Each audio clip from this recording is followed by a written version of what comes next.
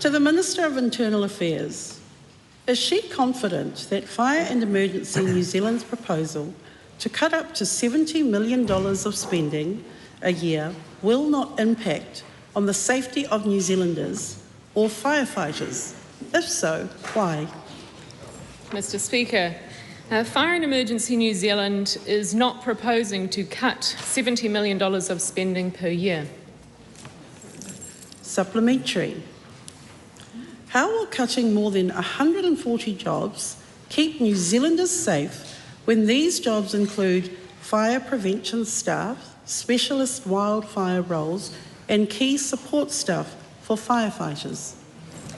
Mr. Speaker, the Fire and Emergency proposal to undertake a restructure I believe is a valuable exercise because if you even look at some of the quotes that have come from the NZPFU, there have been concerns about mismanagement, and I take a direct quote here, and it says, "The failure to focus on the purpose of the organisation to preserve life and property through prevention and emergency response, and instead the focus on funds on a bloated management structure focused on corporate culture," end quote. I tend to agree. Where we can find efficiencies, we must find efficiencies for the benefit of all of the people in New Zealand who pay levies that directly fund Fire and Emergency New Zealand. But it is also the case that we have to have more respect than has been in the past for finding these efficiencies. Supplementary. How will cutting the Fire and Emergency New Zealand budget keep firefighters safe at a time when firefighters are telling her they already don't have the equipment and support they need?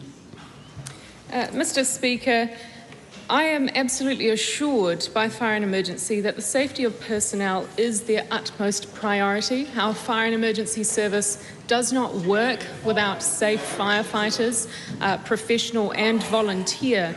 But I'd also make the point that there are no proposed cuts to frontline firefighters.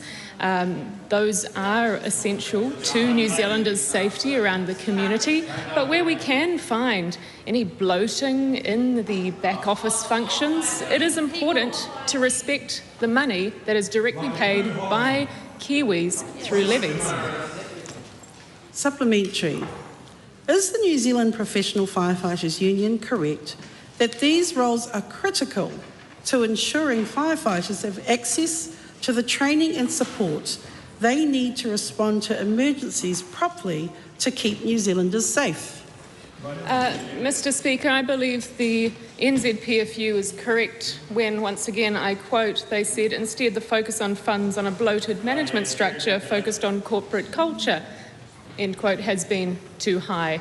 And I am surprised that firefighters would not want to have a more efficient service.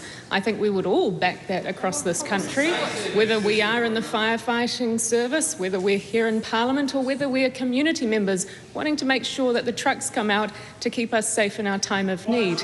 It's important that we have a good, efficient service. That is what Fire and Emergency are undertaking. But I would also just note the restructure is currently a proposal. Supplementary. Does she agree with David Seymour that the government listens to and treats firefighters with respect? If so, why have the firefighters had to seek an urgent Employment Relations Authority hearing to make sure their voices are heard? Yes, and nobody has to seek anything. They're currently going through bargaining and have been bargaining for the last year. Supplementary. Does she take any responsibility for the cuts Fire and Emergency New Zealand has been forced to make, given she restricted funding for FENZ and directed budget cuts?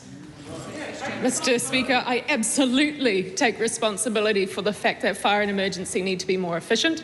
It should be something that everybody across this House wants to achieve. Where there is any bloating within Fire and Emergency, we should seek to find efficiency. I'm surprised that that member would wish to have bloat.